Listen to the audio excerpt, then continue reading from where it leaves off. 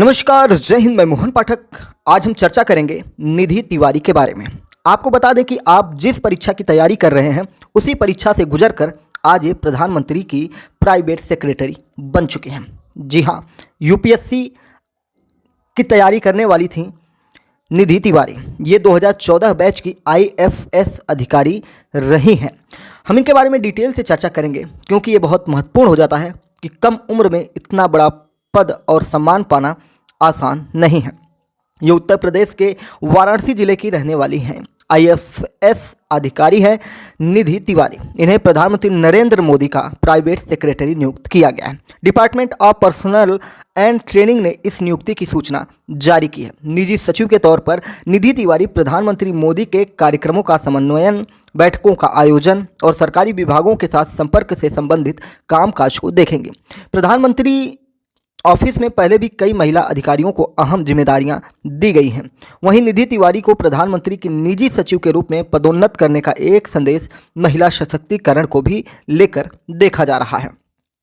प्रधानमंत्री नरेंद्र मोदी के साथ निधि तिवारी की क्या जिम्मेदारियां होंगी, थोड़ा उन पे हम नज़र डालेंगे और फिर निधि तिवारी के बारे में आपको डिटेल से बताएंगे। तो चलिए पहले निधि तिवारी के बारे में ही जान लेते हैं, फिर हम उनके कार्य को जानते हैं। निधि तिवारी के बारे में हमने बताया कि ये 2014 बैच की भारतीय विदेश सेवा, जिसे हम आईएफएस इंडियन फॉरेन सर्विस के नाम से जानते हैं, वह नवंबर 2022 से प्रधानमंत्री कार्यालय यानी कि पीएमओ में डिप्टी सेक्रेटरी के पद पर तैनात थी।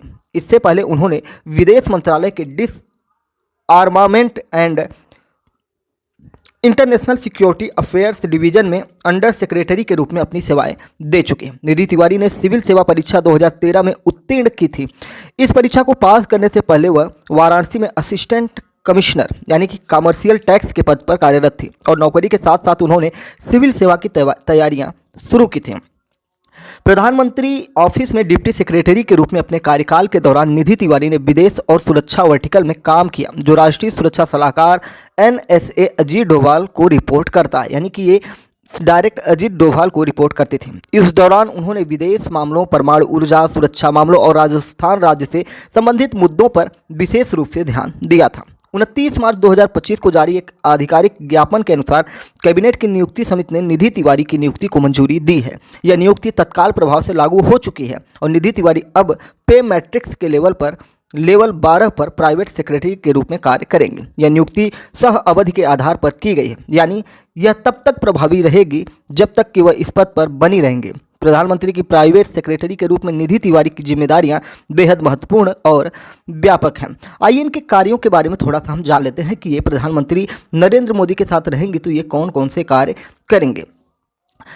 प्रधानमंत्री के जो डेली के कार्यक्रम हैं, दैनिक कार्य का ये एक तरह से देख रेख करेंगे कि कैसे इनके कार्यक्रम को आयोजित करना है, कहाँ इनकी जिम्मेदारी होगी। निधि तिवारी प्रधानमंत्री नरेंद्र मोदी के दैनिक शेड्यूल, बैठकों और यात्राओं के प्रबंधन की जिम्मेदारी को निभाएंगे। साथ ही उन्हें यह सुनिश्चित करना होगा कि सभी कार्यक्रम सुचारू रूप से और समय पर पूरे हो जाए, यानी कि ये नहीं है कि बस कार्यक्रम कहाँ होगा ये बताना है, वो कार्यक्रम सुचारू रूप से हो जाए। यानी कि प्रधानमंत्री को अगर किसी स्थान ए से स्थान बी पर जाना है तो बी पर पहुंचने के लिए 20 मिनट लगते हैं, तो वो इन्हें 20 मिनट पहले आगाह करेंगी और उन्हें कहेंगी कि प्रिय प्रधानमंत्री जी, आप चलिए, आपको जगह बी पर जाना है, आप अपने मर्जी से यहाँ नहीं रुक सकते। यानी कि इनका एक कार्य है और प्रधानमंत्री को इनकी बातों को मानना भी पड़ेगा, क्योंकि एक प्रोटोकॉल होता है और हर जगह का शेड्यूल बना होता है। प्रधानमंत्री कोई अपना व्यक्तिगत नहीं होता, वो देश का प्रधानमंत्री होता है और उनके कार्यक्रम समय और प्रतिबद्धता के साथ होते हैं, क्योंकि जब देश का प्रधानमंत्री ही समय से काम नहीं करेगा तो और आम जनता क्या करेगी।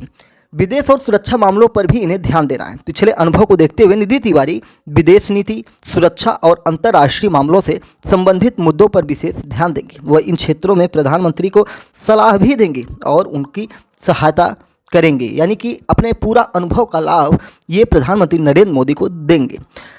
वह प्रधानमंत्री कार्यालय और विभिन्न मंत्रालयों, विभागों व अन्य हितधारकों के बीच समन्वय का एक महत्वपूर्ण कड़ी हो जाएंगे। नीतिगत निर्णयों को लागू करने और उनकी प्रगति की निगरानी में उनकी भूमिका अहम हो जाएगी।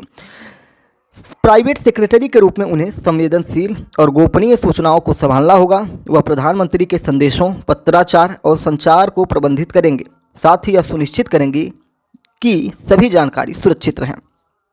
निधि तिवारी को यह सुनिश्चित करना होगा कि प्रधानमंत्री की प्राथमिकताएं और निर्देश सभी संबंधित पक्षों तक पहुंचे और उनका पालन हो। वह विभिन्न परियोजनाओं और पहलों की प्रगति पर नज़र रखेंगे। इस प्रकार से निधि तिवारी ये अपने सारे कार्य करेंगे। जैसा कि हमने बताया कि निधि तिवारी 2014 बैच की भारतीय विदेश सेवा IFS अधिकारी हैं। निधि तिवारी के बारे में थोड़ी सी और चीज़ें आपको बता दूं। निधि तिवारी 2022 में अपर सचिव के रूप में शामिल होने के बाद 6 जनवरी 2023 से प्रधानमंत्री कार्यालय में डिप्टी सेक्रेटरी के रूप में थीं।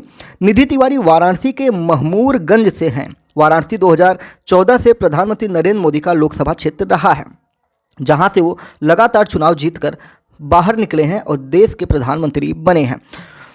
निधि ने 2013 में सिविल सेवा परीक्षा में 96 रैंक लाई थी। 96वीं रैंक इनकी थी। UPSC पास करने से पहले उन्होंने परीक्षा की तैयारी के दौरान वाराणसी में असिस्टेंट कमिश्नर के रूप में काम किया था। PMO में ज्वाइनिंग से पहले निधि तिवारी विदेश मंत्रालय में कार्यरत थीं। ये बातें आपको हमने बताई, जहां उन्होंने अंतर्राष्ट्रीय सुरक्षा मामलों के डिपार्टमेंट में काम किया। अंतर्राष्ट्रीय संबंधों में उनकी विशेषज्ञता ने बाद में उन्हें PMO में एक महत्वपूर्ण भूमिका निभाने का मौका दिया। वह विशेष रूप से विदेश और सुरक्षा कार्य क्षेत्र में एक्सपर्ट थी। यहाँ वो सीधे राष्ट्रीय सुरक्षा सलाहकार अजीत डोभाल को रिपोर्ट करती थी। इनके कार्यों के बारे में हमने अभी डिटेल से चर्चा की। अगर शॉर्ट में इसको समझना चाहें तो प्रधानमंत्री मोदी के निजी सचिव की जिम्मेदारी मिलने के बाद निधि तिवारी को उनके रोजाना कार्यों का समन्वय करना होगा। डेली रूटीन इन्हीं के हाथ में होगा। इसके साथ ही निधि तिवारी को महत्वपूर्ण बैठकों का आयोजन और अलग अलग सरकारी विभागों के बीच तालमेल से जुड़े अहम काम भी जिम्मेदारी संभालनी होगी। इससे साफ है कि प्रधानमंत्री मोदी की हर बैठक, हर इवेंट और हर दौरे की जानकारी सबसे पहले निधि तिवारी के पास होने वाली है। यानी कि अब प्रधानमंत्री कहाँ जाएंगे, मीडिया को किसी और से पूछने से बेहतर है निधि तिवारी से सीधा कॉल करें, मैडम जी प्रधानमंत्री कल कहाँ रहेंगे, तो ये बता सकते हैं। खैर, सिक्योरिटी का मामला होता है, देश की सुरक्षा होती है, प्रधानमंत्री किसी एक का नहीं होता। हमने पहले ही बताया, देश के प्रत्येक नागरिक का प्रधानमंत्री होता है और उसकी सुरक्षा देश की जिम्मेदारी होती है। और यही सुरक्षा निधि तिवारी को मिली है कि उनकी डेली रूटीन को सिर्फ उतना ही बताएं जितना ज़रूरी है, बाकी चीज़ें सिक्योरिटी रीजन में रहता है। तो चलिए फिर मिलते हैं बड़ी अपडेट के लिए। अपने विचारों को कमेंट बॉक्स में बताइए कि इतनी कम उम्र में किस प्रकार से निधि तिवारी इतने बड़े पद पर पहुंच चुकी हैं। तो क्या आप भी पहुंचना चाहते हैं? तो कम उम्र में ही UPSC की तैयारी करिए, डेली करंट अफेयर्स पढ़िए, history, geography, polity, current affair से रिलेट करके पढ़िए। आप देखते होंगे जब भी हम कोई लेक्चर लेते हैं तो उसमें करंट अफेयर से जुड़ी टॉपिक्स को भी टच कराते रहते हैं। जैसे हम कल हिमालय पढ़ा रहे थे तो उसमें एवरेस्ट का जिक्र आया। एवरेस्ट जब हम पढ़ा रहे थे तो एवरेस्ट में हमने टच कराया था। इस समय नेपाल में जो हो रहा है, हिंदू राष्ट्र बनाने की मांग हो रही है, साथ ही साथ राजतंत्र लाने की मांग हो रही है। तो हमने हिमालय पढ़ाते पढ़ाते नेपाल की वर्तमान स्थिति को भी वहाँ पे दर्शा दिया।